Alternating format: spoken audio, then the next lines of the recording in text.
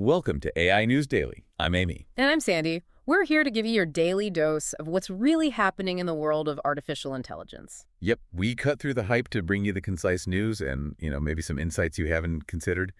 I tend to break down the tricky concepts. And I focus on how this tech is actually showing up in the real world, the industry trends, that sort of thing. We aim to make it engaging. Okay, let's unpack this.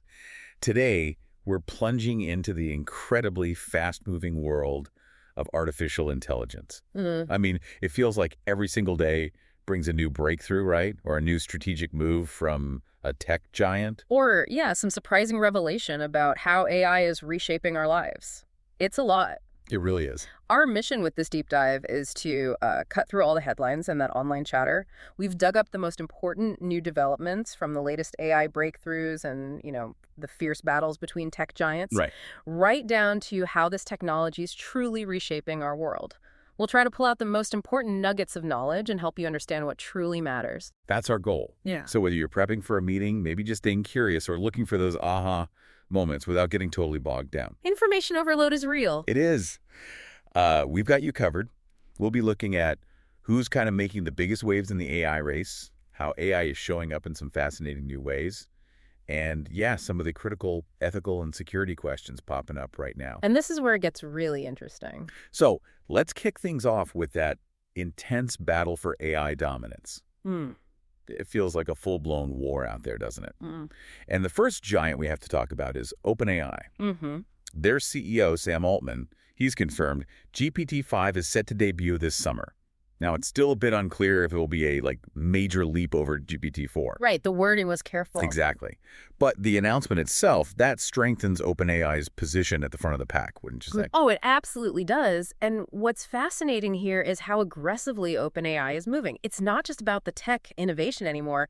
It's raw market strategy. Oh, so? Well, they're actively undercutting rivals, specifically Microsoft, by offering really substantial discounts on ChatGPT for businesses. Okay. This includes a massive 80% price cut on their O3 reasoning model. That's their AI for complex problem-solving code generation, that kind of thing. 80%. Wow. Yeah. That directly impacts developers using those code generation platforms. And it's clearly designed to challenge pricing from competitors, especially Anthropic's Claude. So a classic price war, basically. It's a classic move, yeah. But playing out at the scale of these foundational AI models, it's pretty impactful. It could really shift market share dramatically. And it's not just about pricing, is it? It's about people, too. That talent war for top AI engineers sounds absolutely brutal. Oh, it's fierce. Sam Altman himself confirmed Meta is aggressively trying to poach OpenAI engineers, reportedly with sign-on bonuses up to, get this, $100 million. $100 million. It's staggering. I mean, just think about that for a second. Yet, despite these exorbitant offers, OpenAI's team seems to have largely stayed loyal. What does that level of competition even say about the stakes here? It says the talent is, literally priceless in this field. And what's really interesting, like you said, is what motivates these top engineers. The money is insane, obviously. Right. But that commitment to a shared mission, especially something as big as achieving AGI, artificial general intelligence, that seems to be a huge retention factor for OpenAI. Altman talks about a mission-focused culture over just cash. Interesting angle. And speaking of high stakes, OpenAI also landed a $200 million Pentagon contract. Whoa, okay. Yeah, they're building prototype frontier AI capabilities for the U.S. Department of Defense. That's for both military and administrative stuff. A $200 million Pentagon contract, that's not just a big number. That feels like it signals a pretty profound shift, doesn't it? It really does. What are the broader implications when these cutting-edge AI labs get so, deeply entwined with national defense? You've hit on a really crucial point there. This move, it just underscores the growing integration of AI in national security. And it raises critical questions, right, about transparency, the ethical use of advanced AI in, warfare. Yeah. And how this accelerates that global AI arms race we're starting to see unfold. They even recently hired Richard Johnson, a former senior U.S. defense official, to lead their national security risk mitigation strategy. So they're serious about this path. It definitely shows a strategic commitment to this very sensitive area. But OpenAI isn't the only giant making these big, aggressive moves. As they're consolidating their lead, you've got Google hot on their heels, and they seem to be distinguishing themselves with some really impressive advancements, especially where AI touches our daily lives. That's true. Like their Gemini AI. It now boasts some seriously advanced video analysis features. Apparently, users can upload and analyze video clips for summaries, object ID, locations, even timeframes. That sounds like a huge leap in, multimodal understanding? It absolutely is a huge leap. Yeah. This means that AI isn't just processing text anymore. It's actually seeing and interpreting complex visual info within a video. Okay, so what does that specifically open up for users that maybe wasn't possible before? Well, imagine the applications. You could rapidly summarize hours of surveillance footage or quickly identify specific objects or people in a huge video library for, say, enterprise users. Got it. And this functionality is a key differentiator because, well, it's not something you can do yet in ChatGPT. It's already live for many Android users on the web too, and iPhone support is coming soon. So it boosts capabilities for consumers and businesses. And connecting this to the bigger picture, Google's also making strategic moves to, democratize access to their advanced AI, right? They've made Gemini 2.5 Pro freely available. Freely available. What's the significance there beyond just free? It's about broadening the accessibility of really powerful AI. And they didn't stop there. They also launched Gemini 2.5 Flashlight. That's an entry-level LLM, a large language model, optimized for fast, affordable tasks. Things like translation. How affordable are we talking? Get this. It costs only 0.10 cents per million tokens. 10 cents per million tokens. What does a million tokens even mean in practice? It's roughly 750,000 words. So for a tiny, tiny fraction of a cent per word, you can get high-quality translation or other quick AI tasks done. Oh. It just broadens the accessibility of their whole AI suite significantly, lowers the barrier to entry for developers, for businesses worldwide, could really spur innovation in unexpected places, Makes sense. And creatively, Google's leveraging its AI in some interesting ways, too. YouTube, which gets, over 200 billion daily views on Shorts? I see numbers. Totally. Well, YouTube is going to integrate Google's latest AI video generation tech, VO3, into its Shorts platform this summer. That sounds like it could give creators some powerful new tools. Oh, absolutely. Right. It could potentially revolutionize how short-form video content gets made and consumed. It's a smart integration, leveraging their massive existing platform. Right. Now, moving over to Meta, beyond that talent war we mentioned, they're heavily pushing their superintelligence ambitions. Right, I saw that. At Cannes Lion, they introduced these cutting-edge generative AI tools specifically for advertisers. Things like dynamic personalized campaigns, video generation, even virtual try-on. Virtual try-on. Yeah. The aim here is clearly to transform creative workflows and, boost engagement for global brands. However... There's always a however with AI, it seems. And often, yeah. Their Llama AI model has also sparked some pretty significant copyright concerns. There was research showing it can basically memorize and then reproduce large chunks of popular books. Like what? Including the Harry Potter series. No kidding. Yep. And this has, unsurprisingly, reignited those big debates over dataset use and what safeguards AI companies really need to put in place. So it's not just a minor glitch, then. This raises fundamental questions about, fair use and intellectual property in the age of AI. Precisely. It really brings to the forefront these complex ethical and legal questions about fair use in AI training, especially when models can just spit out copyrighted content verbatim. It's a legal and ethical minefield that these companies are trying to navigate right now. Definitely something to watch. Yeah. Okay, that covers the tech giants. But what's equally fascinating, I think, is how this AI race is truly global now. It's extending way beyond Silicon Valley. China, for instance, is making huge strides. Shanghai-based MiniMax has launched its M1 AI model, and they're claiming performance on par with GPT-4. Right, that's the claim. But at a training cost that's supposedly nearly 200 times lower. If that's actually validated, how would that fundamentally reshape the global AI competition? Oh, it'd be a total game changer. A 200 times lower training cost. That means drastically cheaper AI development. It could potentially allow so many more players to enter the advanced AI space and just accelerate innovation globally. And what's particularly noteworthy about MiniMax M1 is it's also China's leading fully open source large language model, and it boasts an impressive 1 million token context window. Okay, hold on. 1 million token context window. What does that actually mean for someone using the model? It means it can process and understand a massive amount of text all at once. Think like an entire novel, or a whole stack of long research papers, or even a really lengthy meeting transcript. Okay, so it can hold a lot of information in its mind at once. Exactly. That capability is crucial for tasks that need deep, long-range understanding and coherence.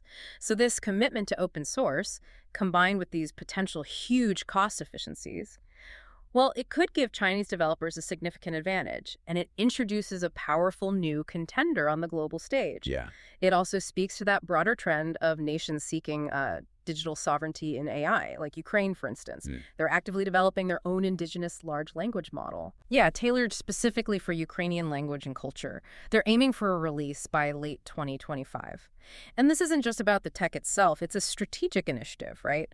To strengthen their local tech capabilities, stimulate innovation, safeguard sensitive data within Ukraine. Enhancing their digital independence. Exactly. Reducing reliance on foreign technologies. It's quite profound. That's a powerful example of AI as a tool for, national resilience and self-determination. And there are other interesting developments popping up all over, showing just how broad AI innovation is becoming. For sure. DeepSeek, for instance, enhanced its R1 reasoning AI model and made it available on Hugging Face. That's a popular platform for AI developers, right? That's right. Hugging Face is huge in the community. So what does this open access approach mean for the broader AI community? It just means that these advanced AI capabilities become more widely available. It lets global developers build on and refine these models much faster. This whole open access thing helps democratize AI development, fostering a more collaborative and, frankly, innovative ecosystem. Makes sense. And then in the business sphere, you've got Savant unveiling its AI-powered agentic analytics suite. Agentic analytics. Yeah. Fancy. Yeah. It's not just another dashboard. It's designed to streamline complex business data analysis by having AI agents sort of proactively identify trends and insights for you. Okay, interesting. And their partnership with Anthropic for enhanced platform safety and migration tools that suggests a move towards highly secure, trustworthy AI applications within the enterprise. They're aiming to boost not just efficiency, but maybe unlock truly transformative insights for their clients. Okay, shifting gears a bit, let's explore how AI is literally showing up in our everyday lives now and how it's transforming entire industries, like creative and content creation. Adobe just released Firefly. Their first dedicated AI image generation app for mobile iOS and Android. Right, and it lets users create visuals with commercial-grade copyright protection and integrates with the Creative Cloud. Yeah. That seems aimed squarely at the social media boom. Oh, absolutely. It's a very smart move by Adobe, catering directly to those mobile-first content creators. Helps ensure their tools stay relevant for a generation that basically lives on social media. Yeah, totally. Another significant development, this one in education, is Udemy acquiring Lumi. That's an AI-driven design startup. Okay. And this acquisition is set to really supercharge Udemy's educational content creation and their visual storytelling tools. It signals a deep commitment to innovation and more interactive learning experiences in online. Imagine learning complex subjects not just with text, but with visuals that are dynamically generated and adapt to your understanding. That could be really powerful. And for just general consumer convenience, we're seeing AI streamline things that used to be, frankly, a huge pain. Like what? Like Airfairness launching its AI-powered flight navigator. This tool lets air travelers quickly check and claim compensation for flight delays or cancellations. Oh, nice. Yeah. Streamlining a market that apparently has, like, $350 million in daily potential payouts. Yeah. That's a massive benefit for consumers globally, isn't it? Yeah. It truly is. That's a fantastic example of AI solving a very practical, very widespread problem that affects millions of travelers. Yeah, definitely. And in business and marketing, Reddit recently debuted Reddit Community Intelligence. Sounds like a suite with social listening and conversation summarization tools designed to help brands monitor trends and tap into authentic user engagement. Exactly. And the announcement, made at Cannes Lion, actually sparked an 8% jump in Reddit's stock. So there's clearly strong industry optimism about this kind of AI-driven marketing innovation. So it's more than just counting mentions. Yeah, what really stands out is how these tools seem to move beyond just simple data aggregation. Yeah. They aim to truly understand user sentiment and engagement at scale, providing potentially much more actionable insights for brands. Okay, now let's maybe take a deeper dive into AI's really profound impact. on society, security, the workforce. The AI arms race we touched on earlier, it's undeniably escalating. It seems that way. Following OpenAI's Pentagon contract, there's now confirmation that China's People's Liberation Army, the PLA, is also deploying generative AI for military intelligence, using it to streamline data analysis and reporting. Right. What are the key concerns here for, rival nations' security agencies? Well, it highlights that growing AI arms race between major global powers, like you said. And the obvious concern is the risk of bias, or worse, misinformation creeping into critical military intelligence. Because the AI hallucinates or gets it wrong. Potentially, yeah. Well, Or just reflects biases in the training data. And the speed at which these AI systems can process and present information, even if it is flawed, could lead to really rapid, really consequential decisions being made based on bad info. that's scary. It raises that important question: how do we ensure the integrity and reliability of AI systems when they're deployed in such incredibly sensitive areas? Yeah, and the cybersecurity threats are also escalating just as fast, it seems. New variants of Worm GPT, that notorious AI-powered hacking tool. They've surfaced. And what's particularly alarming is that these tools are now apparently wrapping around advanced commercial AI systems, like xAI's Grok and Mistral AI's Mixtral. This is a critical development, yes. There are reports of uncensored, sort of jailbroken AI chatbots based on these powerful models being sold on hacker forums. Sold.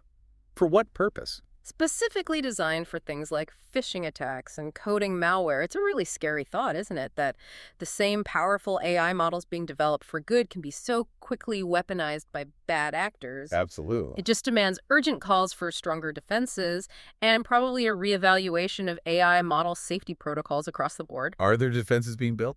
Well, on that front, Secure Code Warrior has released some open access AI security rules on GitHub. The idea is to help developers write safer code when they're using AI coding assistants. Okay, so that's proactive. It is a proactive step, yeah. But it just shows how quickly this security landscape is evolving. Both the offense and the defense are accelerating. And the impact on the workforce is also undeniable. Amazon CEO Andy Jassy is actively steering the company into this generative AI era, right? And reports say this is resulting in a significant streamlining of its corporate workforce. Yeah, shifts are happening. We're seeing reduced traditional roles and new positions focused more on managing AI systems. What does this tell us about the future of employment, not just at Amazon, but in tech and maybe beyond? Well, it tells us this isn't just an Amazon thing. It really underscores a tech industry-wide shift. Adaptability and actual AI skills are becoming absolutely critical for future employment. It's a stark reminder that the nature of work itself is fundamentally changing. Oh, yeah. It demands new skill sets and, frankly, a willingness to embrace new roles that involve collaborating with or managing AI systems. And it's not just jobs being impacted. Academic integrity, even how we get our information, are being profoundly challenged. A Guardian investigation found nearly 7,000 British university students were caught using AI tools like ChatGPT for plagiarism just last year. 7,000, wow. Yeah, that's a sharp increase. And it's really challenging universities' ability to detect it, sparking these massive debates about, where do you draw the line between AI as a helpful learning support tool and just straight-up academic fraud? That's a tough line to draw. And what's fascinating here is how quickly AI is becoming sort of the new normal for how people consume information, even beyond academics. Yeah, so A Reuters survey found that 12% of people under 35 now use AI chatbots like ChatGPT and Google Gemini for news. 12% already. Already. It's a significant shift. And it raises these crucial questions about trust, about transparency, and maybe the very future of traditional journalism. As AI becomes this filter for information, how do we ensure accuracy? How do we avoid echo chambers? Fundamental questions. Yeah, fundamental questions about how we access and verify truth in this digital age. Okay, finally, let's touch on the underlying infrastructure that actually powers all this AI. Scale AI, a major data labeling startup. Apparently, they're actually losing business right now. Oh, interesting. Wow. Clients like Google, OpenAI, and xAI are reportedly pausing or canceling projects. And this seems to follow Meta's massive $14.3 billion investment in the company. Yeah. Why is this fallout so significant for the data infrastructure landscape?